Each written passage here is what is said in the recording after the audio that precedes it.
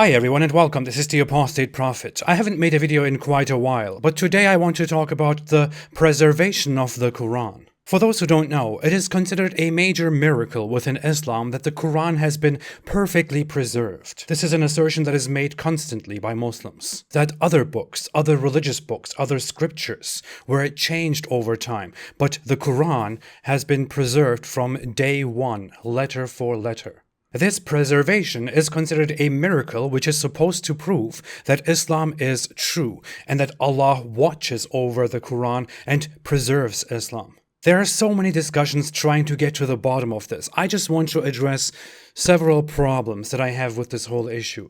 First off, which Quran are we talking about? What is that Quran that is supposed to have been preserved? Muslims read a Quran today, which is one of the several readings that are available of the Quran. We have several old manuscripts of the Quran that we can trace this Quran back to. Those manuscripts seem to have some huge differences, but they also seem to have significant similarities and agreements, which probably suggests that they lead back to one source, that is the original Quran. The problem is that this is just a suggestion, we cannot prove it. We don't have the original Quran, we don't know what the original Quran looked like, what it sounded like. We have the notable manuscript that is attributed to Uthman, we have the Sana manuscript. But it is then up to interpretation and to belief, to lead those manuscripts back to one singular book, which probably never existed. How is that miraculous? If this is supposed to be a main miraculous feature of Islam, of the Quran, if this was Allah's plan, shouldn't there be one original book that we can verify? Shouldn't there be one book in the beginning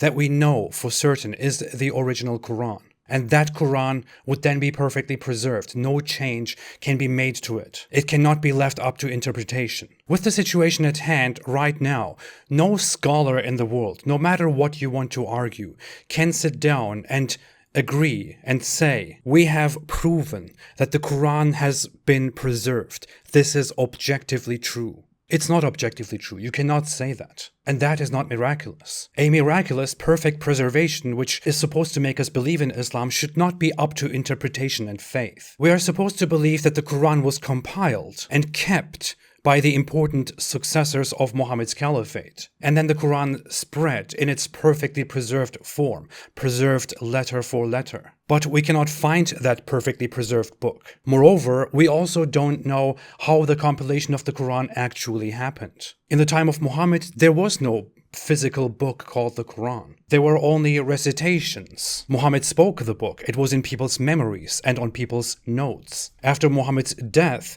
the memorizers and scribes put the notes together, supposedly, after many of them died, mind you. And through a very hard, difficult task, the compilation was completed and the Quran, as it is today, was formed. We can't really trust this process of compilation, however. They were people, humans, they make mistakes. I would call it miraculous if we didn't have to trust certain people, if we could verify their work and confirm that they have indeed preserved it perfectly, that they have done it perfectly. We can't do that. We don't know whether the scribes and the memorizers of the Quran, which Muhammad recited to them, memorized and wrote it down correctly. They are humans, they could have made mistakes. Even if most of them were in agreement with each other, they could still have made mistakes and agreed upon a mistake. This is again up to trust, something that we cannot look at and verify. Now, if we trust that these manuscripts indeed do lead back to one Quran, and that this Quran was indeed the first accurate Quran, and that the compilation of this Quran was indeed done perfectly, and that the memorizers and scribes did indeed 100% do a perfect job, and those are a lot of assumptions, a lot of leaps of faith, then there is still one final leap of faith that we have to make, which is Muhammad. How do we trust Muhammad? And this is the main problem with the whole preservation argument. Let us say that the Quran has been perfectly preserved. Let us assume, let us grant that for the sake of the argument. What exactly does it matter? What exactly does it say? If the text of the Quran, if the content of the Quran, if the quality of the Quran is poor, if it is unreliable, if it is bad, then what does it matter whether it has been perfectly preserved or not? A book can be full of nonsense, it can be full of pseudoscience, full of superstition, full of illogical crap, but it can be perfectly preserved. If you fully, perfectly preserve a book that is full of crap, then you will have preserved crap. Of course, to be fair, if you perfectly preserve a book that is just brilliant, flawless, then you will have perfectly preserved brilliance. But that's the issue. The perfect preservation of this book, which we, as established, cannot verify, and nobody will ever be able to verify,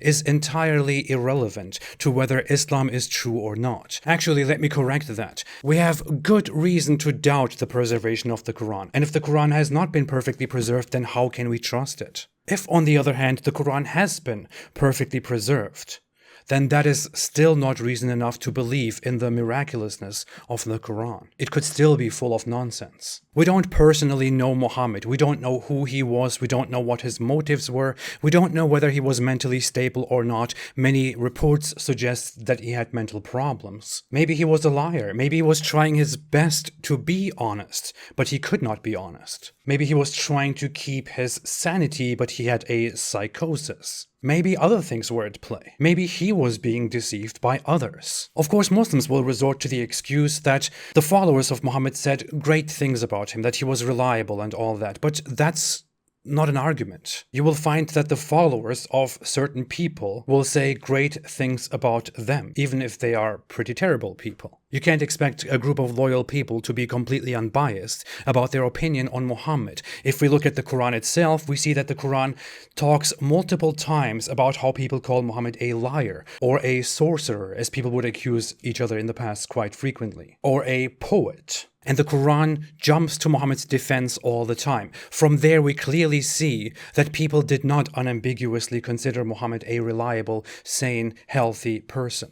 If we look at the reports, the hadiths about Muhammad, about the things that he has done and said, we have too many flaws, too much information that he has shared, which is ridiculous, which is inaccurate, false prophecies. If we look at the Quran, we have a book that is extremely repetitive, that doesn't flow, that is not easy to read, that is obviously not easy to understand, that cannot be considered one of the greatest literary works of all time. And that is, if you look at it, full of misinformation. I myself made a compilation of 60 scientific mistakes in the Quran. We have books, we have texts that are much older than the Quran and much less significant than the Quran that were preserved. So the Quran is not necessarily miraculous in its preservation. We're talking about Islam. We're talking about the religion that makes this big claim of the perfect preservation which Allah will take care of. We're talking about Islam, which has the Quran at its core, believed to be Allah's direct speech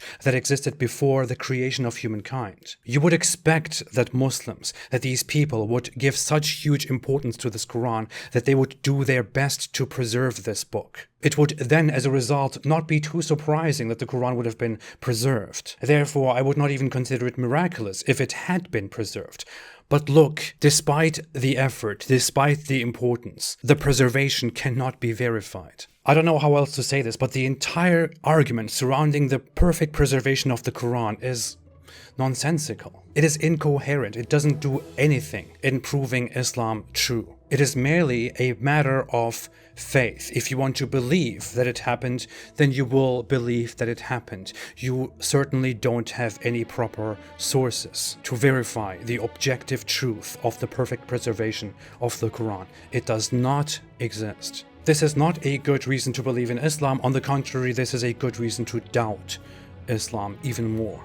Thanks for listening. If you like this video, please don't forget to like, to subscribe, and to share. If you want to support me and what I'm doing, please consider supporting me on Patreon or on apostateprophet.com. I appreciate your support very much. I will be back. Have a fantastic day and stay away from Islam.